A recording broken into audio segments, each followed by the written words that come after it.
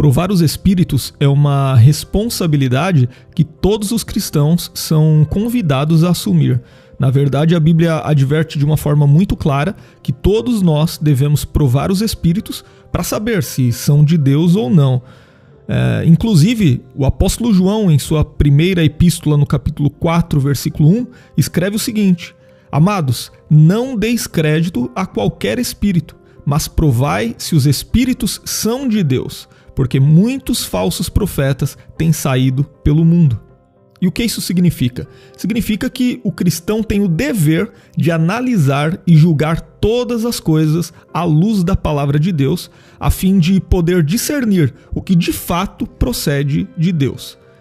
Mas por que esta exortação, provai se os espíritos são de Deus, é uma exortação tão importante? Bom, o próprio apóstolo João explica dizendo que isso é necessário porque há muitos falsos profetas espalhados por aí. A verdade é que, desde o início da história da humanidade, há quem tente falar falsamente em nome de Deus. Isto é que nós vemos lá no livro de Gênesis, no capítulo 3. Lá no Éden, Satanás enganou Eva com uma interpretação falsa a respeito do quê? A respeito da ordem que Deus havia dado ao homem. E esse padrão de distorcer, de adulterar, de falsificar, de falar contra a palavra de Deus, se repete desde então. Vem se repetindo. Inclusive, a própria história bíblica mostra isso de uma forma muito clara por meio de vários exemplos, como Balaão, os profetas que eram favoráveis a Acabe, os contemporâneos do profeta Jeremias, a profetisa Jezabel, citada lá no livro do Apocalipse, que profetizava na igreja de Tiatira, e tantos outros exemplos. Então, o que isto quer dizer para nós? Quer dizer que, independentemente da época e lugar, sempre há falsos profetas dispostos a semear o engano. Na verdade, cada geração tem sua porção de falsos profetas. É por isso que provar se os espíritos são de Deus é um conselho essencial a todo cristão. Mas apenas para nós entendermos um pouco mais o contexto em que o apóstolo João fez esta exortação, provai se os espíritos são de Deus, ele escreveu essas palavras enquanto estava combatendo falsos mestres que se dedicavam a corromper a igreja, distorcendo os verdadeiros ensinos da Escritura. Então, nesse sentido, ele diz: não deis crédito a qualquer espírito, mas provai se os espíritos são de Deus.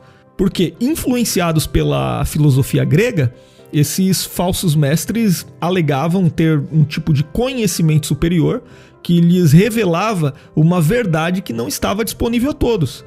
Segundo esses falsos mestres, apenas os poucos iniciados nas coisas profundas é que tinham o verdadeiro conhecimento que superava inclusive a Escritura. E esse movimento promovido por esses falsos mestres ficou conhecido como gnosticismo. E entre outras coisas, o gnosticismo negava, por exemplo, a humanidade de Cristo. Então, o apóstolo João se dedicou a combater esses falsos mestres e seus ensinos, consequentemente, classificando-os inclusive como anticristos. Então, nisto nós já podemos perceber o quão grave eram esses ensinos, o quão grave era a atividade desses falsos mestres. E nesse contexto, João adverte seus leitores a não dar crédito a qualquer espírito. Ou seja, se por um lado o Espírito Santo testifica na vida daqueles que são genuinamente salvos, por outro lado há outros espíritos atuantes por aí. E esses espíritos malignos têm sua fonte de engano em quem? No próprio Satanás, que é mentiroso desde o princípio, que a Bíblia declara, correto? Então é à luz dessa realidade que o apóstolo João ensina: provai se os espíritos são de Deus. Aqui a palavra provai traduz um termo grego que era empregado na metalurgia para indicar um tipo de teste que era feito em metais para determinar se um metal era puro ou não. Então, de forma prática, o que o apóstolo João está ensinando é que os crentes devem submeter à prova qualquer ensino, qualquer palavra, qualquer conselho, qualquer profecia. A verdade aqui é que, de forma paradoxal, de certo modo, todo crente deve ser um cético. Todo crente deve ter uma porção de ceticismo. Para quê? Para não cair no engano de qualquer um que advogue ter algo a dizer da parte de Deus. O que tem de gente por aí espalhado, dizendo que tem algo a dizer da parte de Deus e são espíritos enganadores, não é brincadeira. E é até interessante nós observarmos aqui a forma com que João primeiro diz: provai se os espíritos são de Deus, e na sequência ele logo completa: porque muitos profetas têm saído pelo mundo.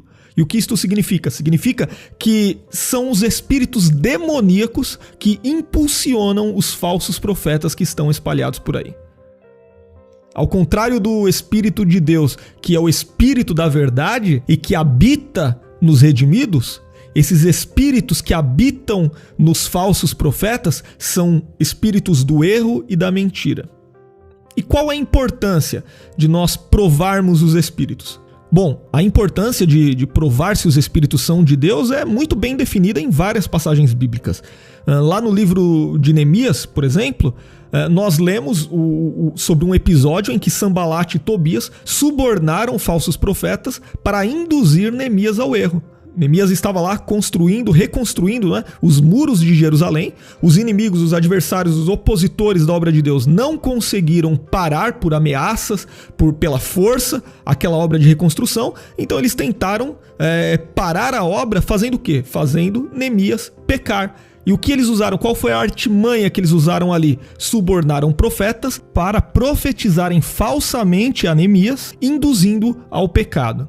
Outro exemplo que nós podemos citar aqui, agora no Novo Testamento, é aquele em que o apóstolo Paulo visitou a cidade de Filipos e encontrou uma jovem que tinha um espírito de adivinhação. Inclusive, esse exemplo é interessante porque indica que os espíritos enganadores são tão astutos, mas tão astutos, que às vezes eles usam da verdade para tentarem dar valor à mentira.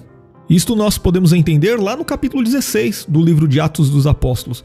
O texto bíblico diz que aquela jovem adivinha seguia o apóstolo Paulo dizendo: estes homens que nos anunciam o caminho da salvação são servos do Deus Altíssimo. E estava errada esta afirmação daquela jovem? Não, de fato isto era verdade. Mas ainda assim Paulo repreendeu o espírito daquela jovem em nome do Senhor Jesus. Por quê?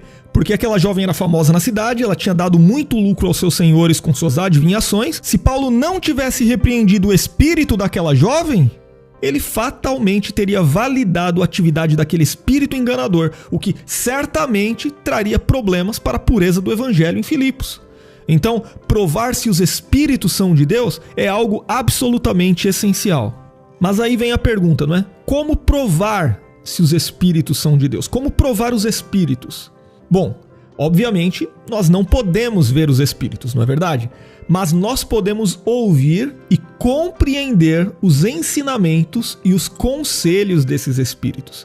Então, nesse sentido, quando João diz: provai se os espíritos são de Deus, o que ele está dizendo? Ele está dizendo que os crentes devem testar os ensinamentos para que possam determinar se de fato esses ensinamentos são uma expressão do verdadeiro Espírito de Deus ou se são falsos ensinamentos que expressam os princípios do diabo que age nos falsos profetas.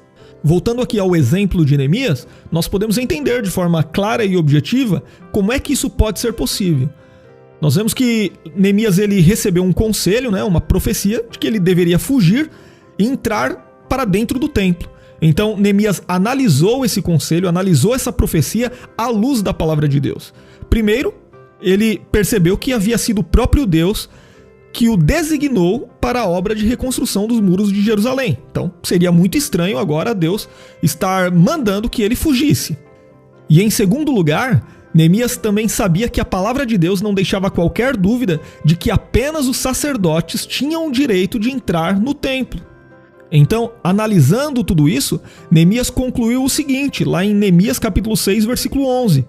E eis que conheci que não era Deus quem o enviara, mas essa profecia falou contra mim, porquanto Tobias e Sanbalat o subornaram. Então, nós podemos concluir dizendo que qualquer ensino ou qualquer palavra deve ser submetido à prova sob o prumo das Escrituras. Tudo, absolutamente tudo, deve ser medido à luz da palavra de Deus. Aqui nós devemos aprender com os crentes de Bereia. Eles estudavam a palavra de Deus, examinavam tudo com base nela, para só então distinguirem a verdade do erro. Então, quando estamos compromissados com a Escritura, nós podemos de fato cumprir essa exortação bíblica de provar se os espíritos são de Deus ou não.